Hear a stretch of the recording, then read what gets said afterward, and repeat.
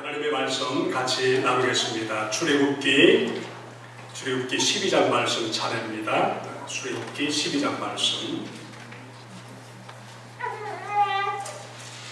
12장 우리 37절부터 51절까지 말씀을 같이 교독하도록 하겠습니다. 37절부터 제가 먼저 합니다. 마침내 이스라엘 자손이 람셋을 떠나서 숲곳으로 갔는데 딸린 아이들 외에 장정만 해도 60만 가량이 되었다. 오늘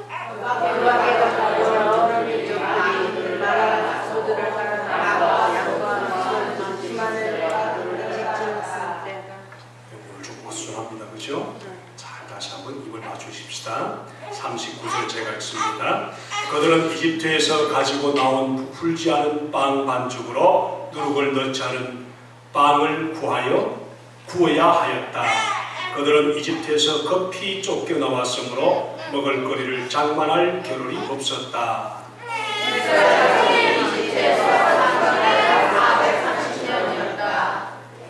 마침내 430년이 끝나는 바로 그날 주님의 모든 군대가 이집트 땅에서 나왔다. 그날 밤에 주께서 우리를 이집트 땅에서 인도하시고 밤을 젖으셨으므로 그동안 죄의 밤이 되었고 이스라엘 자손이 그대로 밤새워 지켜야 하는 밤이 되었다. 주님께서 모세와 아론에게 말씀하셨다. 유월절 규례는 이러하다. 이방 사람은 아무도 유월절 제물을 먹지 못한다. 그러나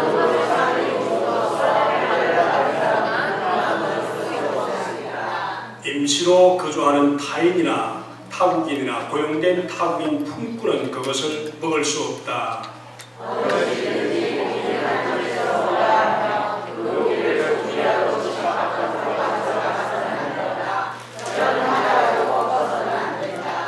이스라엘 모든 회중이 다 함께 이 월절을 지켜야 한다.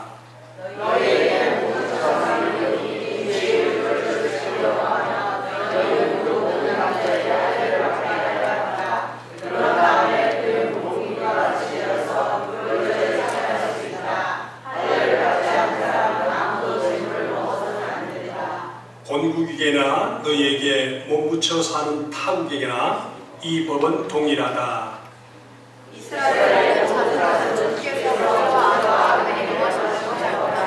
같이 하겠습니다. 바로 이날에 주님께서 이스라엘 자손을 각 군대대로 이집트 땅에서 이끌어내셨다. 아멘. 자, 오늘 성만에 감사하고 또 지금 우리 성도님들이 또 많이 밖으로 나가셨는데 채워주시는 분이 계십니다. 우리 집사람 보고 영수가 하는 분이신데 우리 이현숙 우리 사모님 아들 두 분과 친구 한 분이 같이 오셨습니다. 한국에서 오셨습니다. 감사합니다.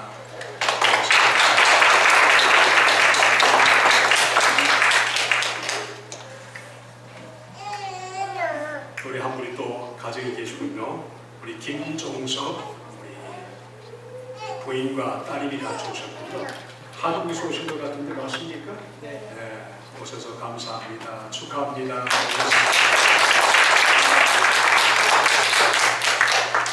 우리 주님 앞에서 믿음의 좋은 예배가 이 시간 되기를 간절히 바랍니다. 우리 특별히 우리 이승환 집사님 우리 모친이 한국에서 돌아가셔서 우리 한국으로 나가셨습니다. 그리고 또 우리 시카고에 가신 분도 계시고 이제 다음 주부터 이제 학생들이 돌아오겠군요. 그죠? 감사합니다. 저한테는 더운데 여러분 안 더우세요? 에어컨이 문제가 생긴 것 같은데 우리 브랜드 목사님 why don't you check that AC? It's not working. No.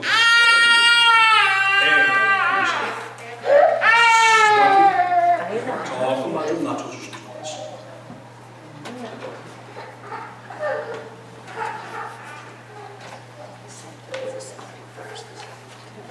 자, 우리 같이 기도하겠습니다. 고마우신 아버지 하나님, 우리에게 예배할 수 있는 즐거운 마음과 주님이 받으시는 귀한 믿음의 마음 주셔서 감사합니다. 이 시간 특별히 하나님 함께 예배하는 한국의 김종석 우리 형제 부부 그리고 우리 이연숙 사모님 가정 주님께서 함께 예배를 드리는데 저들과도 함께 하시고 주님이 높이 받으시는 놀라운 은혜의 종들로 삼아 주시옵소서. 이 시간도 하나님 주의 말씀을 전할 때 성령께서 함께 서시고 함께 주의 말씀을 온전히 전해서 사랑하는 주의 백성들이 생명의 말씀으로 위로받고 세상을 한 주간도 믿음으로 말씀을 경주하며 살아갈 수 있도록 하나님 축복하여 주시옵소서. 하나님 생명의 말씀 되기 원합니다. 적용할 수 있는 말씀이 되기 원합니다. 주님이 기뻐하시는 온전한 말씀으로 전해지기 원합니다. 이 자리에 성령으로 함께하여 주셔서 모든 성도의 필요를 따라서 말씀이 공급될 수 있도록 축복해 주시옵소서. 예수님의 귀하신 이름으로 감사하며 기도하옵나이다. 아멘.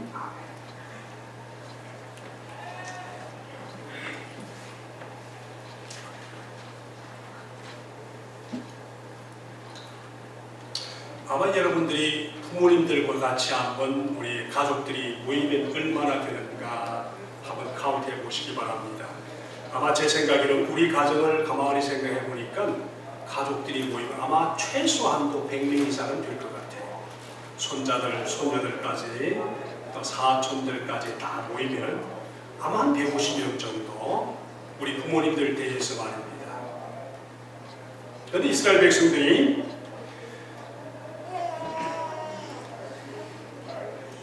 70년이 애굽에 들어갔습니다. 그리고 400년이 지났습니다.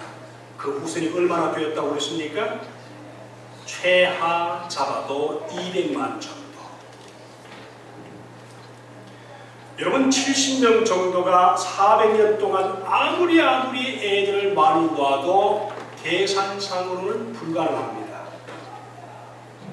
밥 먹고 매일 애기 낳는 일만 해도 200만 채우기는 불가능합니다.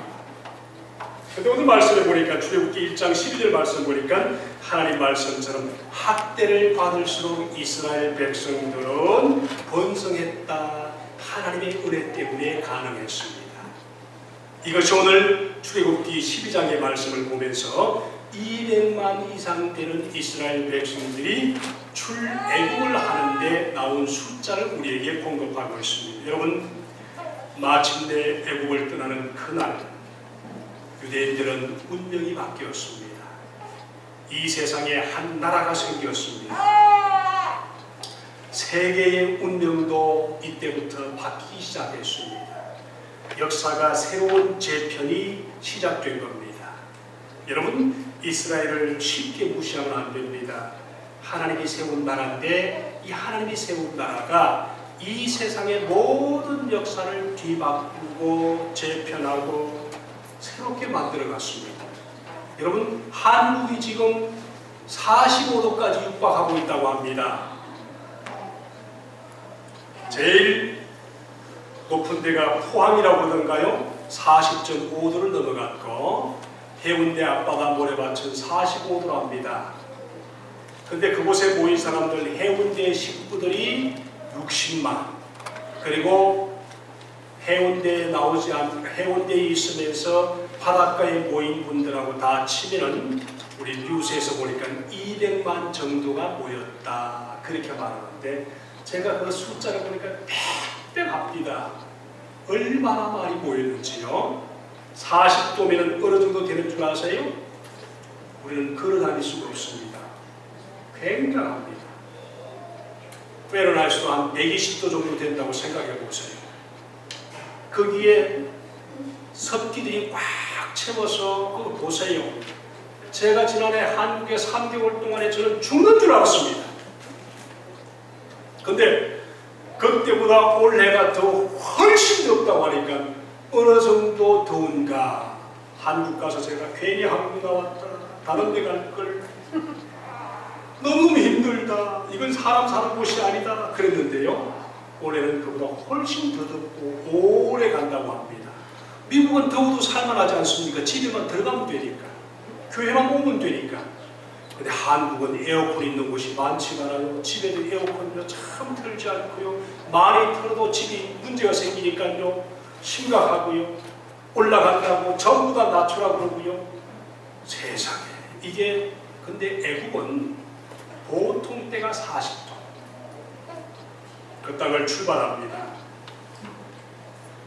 근데 중동 지역 전체가 그러는데 참 다행히 감사한 것은 하나님께서 에어컨도 틀어주시고 히링도 만들어주시고 광야로 내보내서 하나님의 귀한 백성들에게 에어컨과 히링 시스템을 자동적으로 바꾸어 주시면서 이스라엘 백성들을 보호하시는 걸 보니까 우리가 얼마나 하나님 앞에 감사하고 살아야 되는가, 그것을 생각하지 않을 수밖에 없어요. 여러분, 출애굽하는 유대인들이 얼마인가 하면 민수기 1장 46절에 말씀 보니까 60만 3,550명이다. 정확한 숫자가 나왔습니다.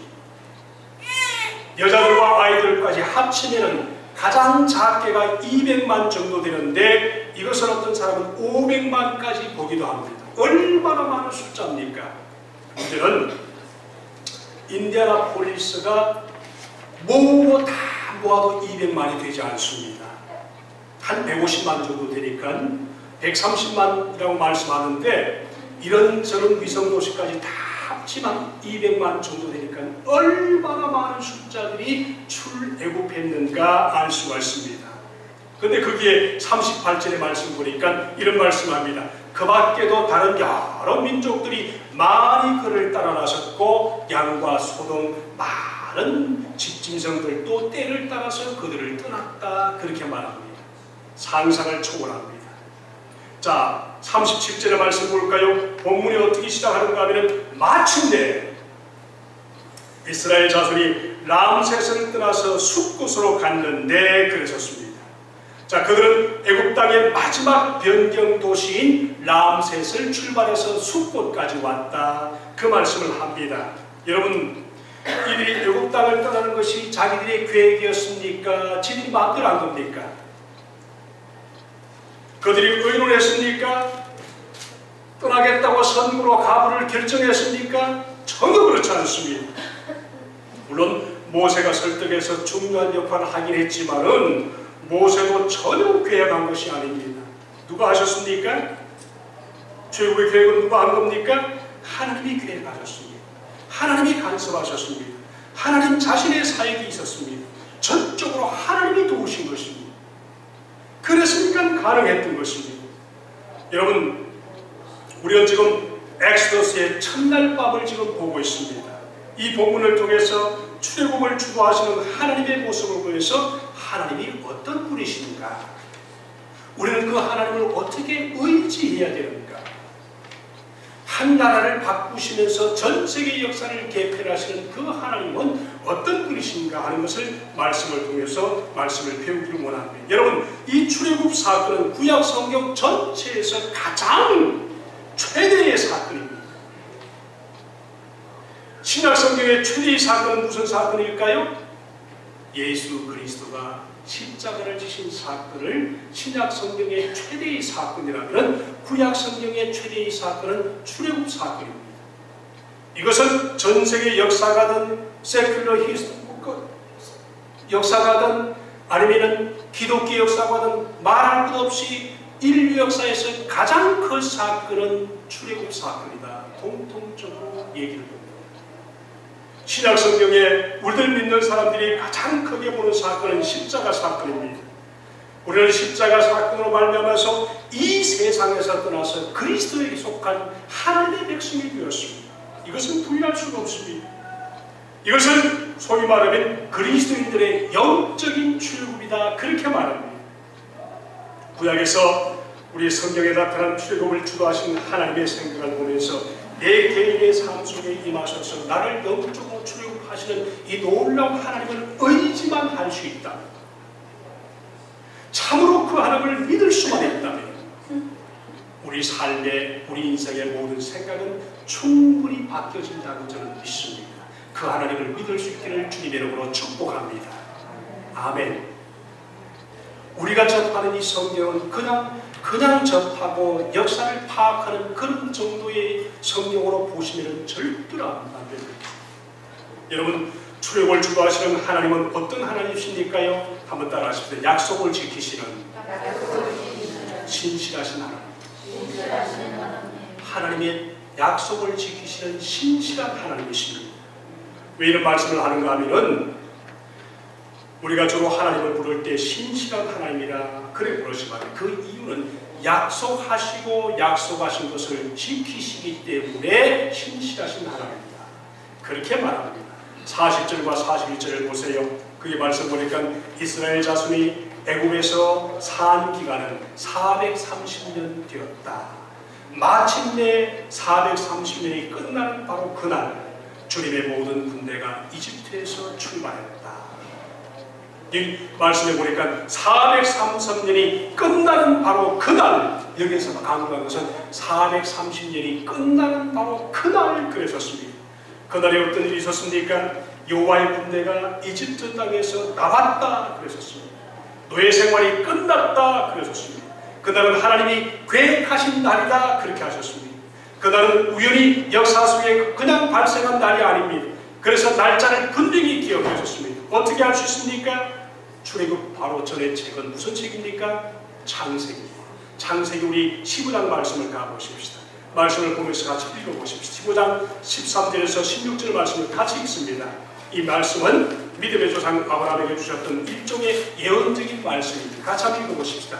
자, 창세기 15장 13절 16절 시작. 주님께서 아브라함에게 말씀하셨다. 너는 똑똑히 알고 있다. 너의 자손이 가나안에서 마침내 종이 되어 400년 동안 괴로움을 받을 것이다. 그러나 너의 자손을 종살이하게 한 그 나라를 내가 반드시 보할 것이니 그 다음에 너의 자손이 재물을 많이 가지고 나올 것이다. 그러나 너는 오래오래 살다가 고이 장로를 묻힐 것이다. 너의 자손은 4대가 되어서 이 땅에 돌아올 것이다. 아무리 사람의 죄가 아직 창세기 15장은 두 가지를 아브라함에게 약속하십니다. 첫 번째 뭔가요? 400년이 끝나면 그 땅에서 다시 나올 것이다 하는 하나님의 약속입니다. 그리고 두 번째, 간신히 그들이 빠져나온 것이 아니라 큰 재물을 가지고 당당하게 나올 것이다. 창세기에 말씀하셨고 이 말씀이 출애굽기 12장 35절의 말씀 보니까 그대로 임하시면서 약속하신 하나님이 약속을 이루셔서 이스라엘 백성이 모든 삶을 출발할 때 하나님이 약속하신 것이면 믿고 따를 수 있도록 얼마든지 믿어도 된다는 것을 보여주시는 것입니다. 여러분, 오늘 말씀을 보세요. 이스라엘 자손이 말씀대로 이스라엘 자손이 모세의 말대로 하여금 애굽 사람에게 은금 폐물과 의복을 구하며 36절 여러분 같이 읽어보십시다. 36절 시작. 여호와께서 애굽 사람들에게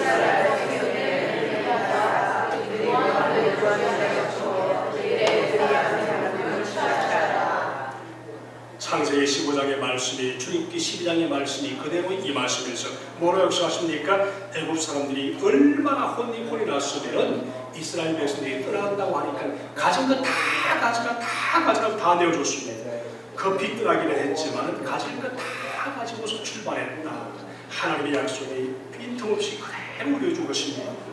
여러분 한번 질문해 보겠습니다. 그렇게 화려한 엑소스의 사건을 우리 신약에 와서 예수 그리스도가 성도들이 십자가를 통해서 구원받는 하나님의 성도들을 말씀하는 것인데 이것을 소위 말하면 신약의 예수님이 지시는 십자가 사건에 비하면 아무것도 아니다 그렇게 말씀하고 계십니다. 어떻게 알 수 있을까요? 우리의 눈으로 봤던 그 수많은 사람들이 출애굽하는 그 모든 모습이 신약에 와서 예수 그리스도를 믿는 우리들과 비교하면 비교가 되지 않는다. 왜 그럴까요? 한번 물어보십시다.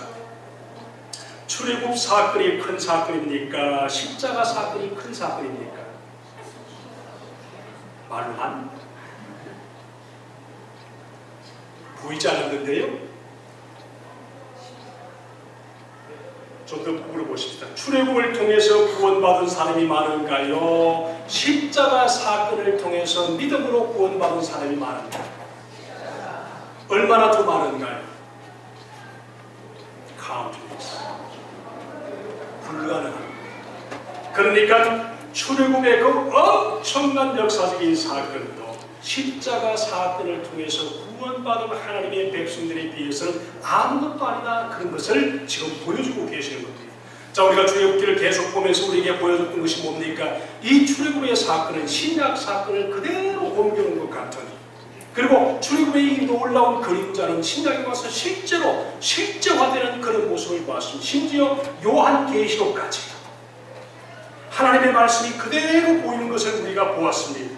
여러분, 유대인들의 뇌 생활이 무엇을 얘기합니까? 이 세상에 믿지 않았을 때 우리 모든 성도들의 삶에 죄악된 생활을 얘기하고 있습니다.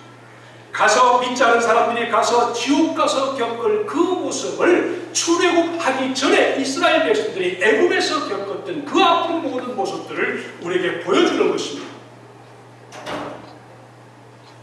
그뿐입니까?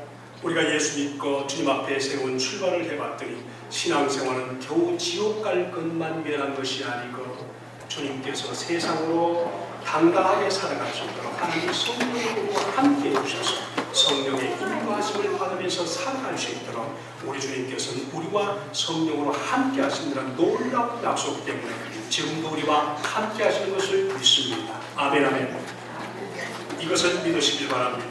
그것을 어떻게 알 수 있습니까? 그 큰 축복의 사건을 우리는 에베소서 1장 3절 5절의 말씀을 통해서 충분히 알 수 있습니다. 같이 한번 읽겠습니다. 시작. 찬송하리로다. 하나님 우리 주 예수 그리스도의 안에서 하나님과 하늘의 모든 신령하고 의지에 계시되 곧 창세 전에 그리스도 안에서 우리를 택하사 그 사랑 안에서 자비하고 하나님이 없게 하시고 그 뜻이신 대로 예정하사 예수 그리스도 말미암아 자기의 아들들이 되게 하셨습니다.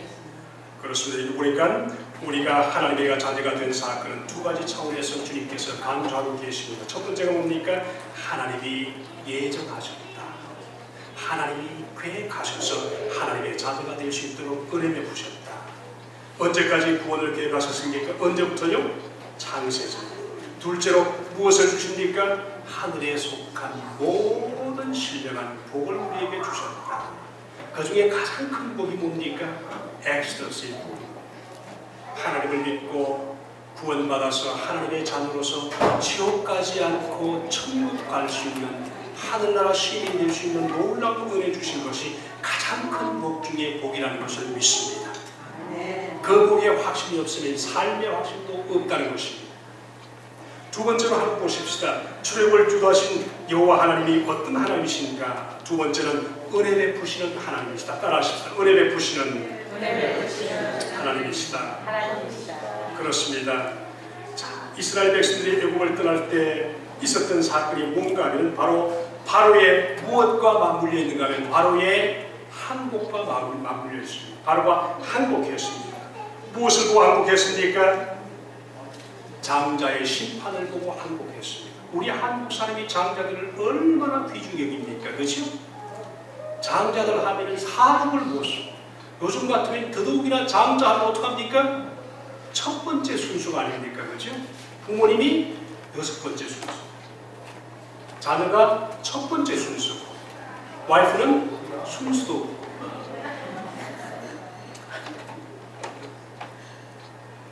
이것이 바로 6월절 사건입니다. 장자를 심판하고 난 후에 그 장자의 죽음을 보고 바로는 무조건 항복했습니다.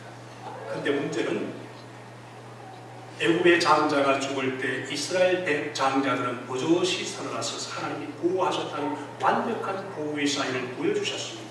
이것이 차이가 아닙니까? 그렇죠? 자, 철저하게 보호하셨습니다.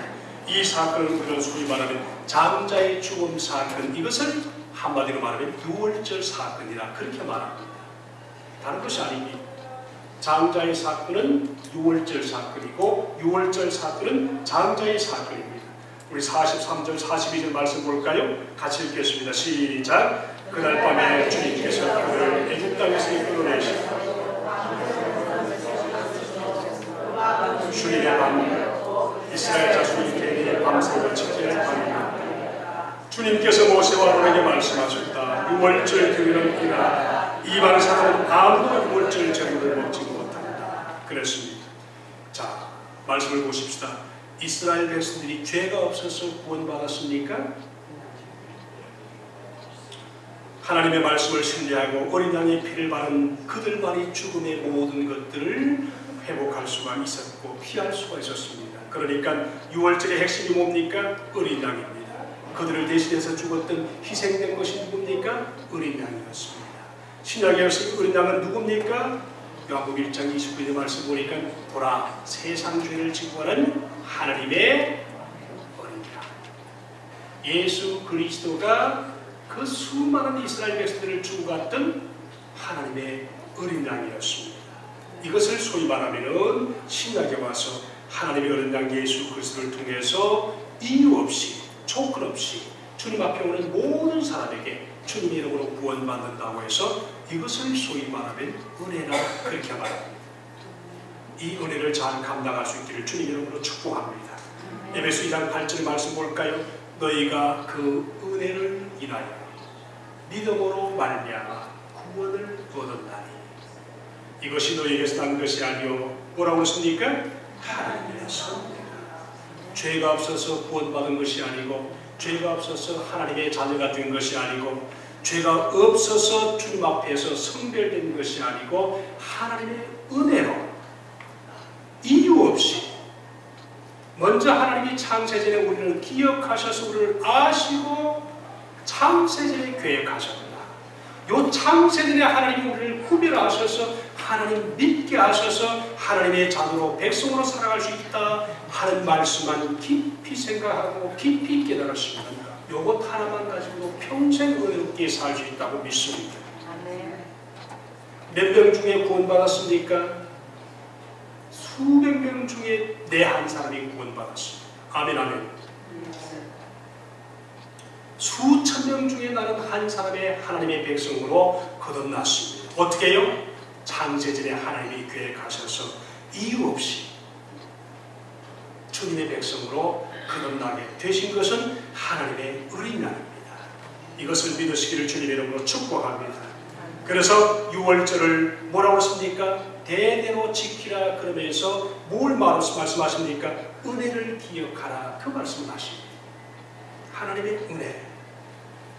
여러분 누구를 통해서 구원받아서 주님 앞에 돌아오는지 모르지만 나중에 돌아보니까 무조건적인 하나님의 은혜였었습니다. 하나님의 은혜가 아니면 불가능했었습니다. 그래서 그 하나님의 은혜를 기억하라 그 말씀입니다. 사람이요 하나님의 은혜를 모르면 사람도 은혜를 입으면 참으로 기억하지 않은 사람이 아니다 그렇게 말씀을 합니다. 예수님도 신약성경에 와서 뭐라고 했습니까? 예수님도 너희가 이 떡을 먹으면 이 잔을 마실 때마다 나를 기억하라 기념하라 그러셨습니다. 만찬은 하나님의 은혜를 기억하는 것입니다. 주님과 하나 된 성례입니다. 시편의 말씀을 계속 읽다 보면 시편 말씀 속에 가장 많이 나타나는 게 뭔지 아세요? 하나님의 은혜를 기억할지어다.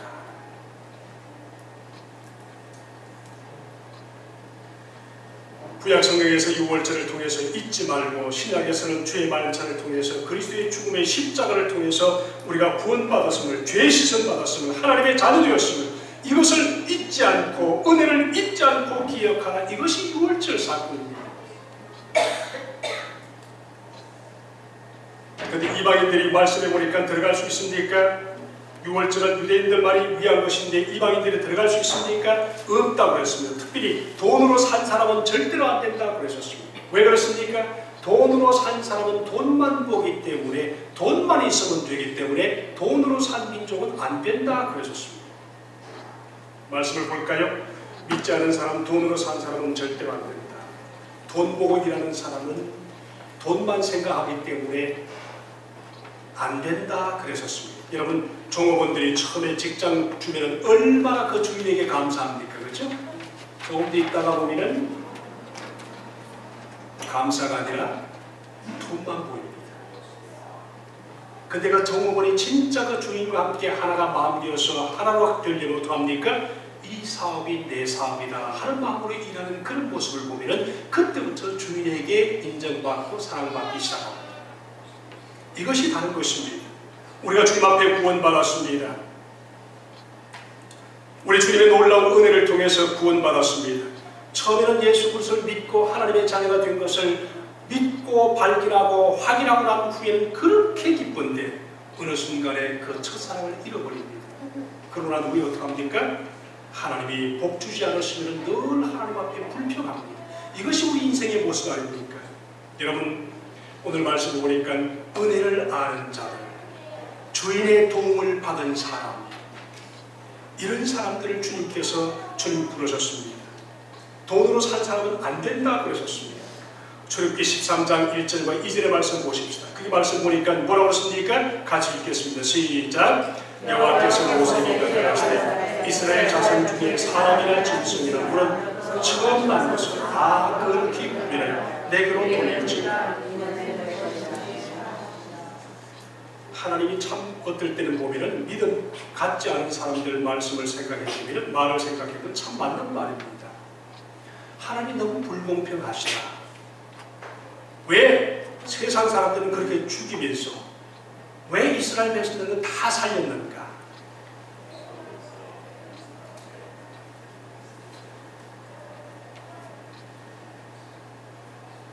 이스라엘 백성들이 왜 대대로 장남과 첨단 것들을 모두 구별해서 그렇게 하나님 앞에 구별했는가? 애굽의 장남은 다 죽었는데 자기들만 살았습니다.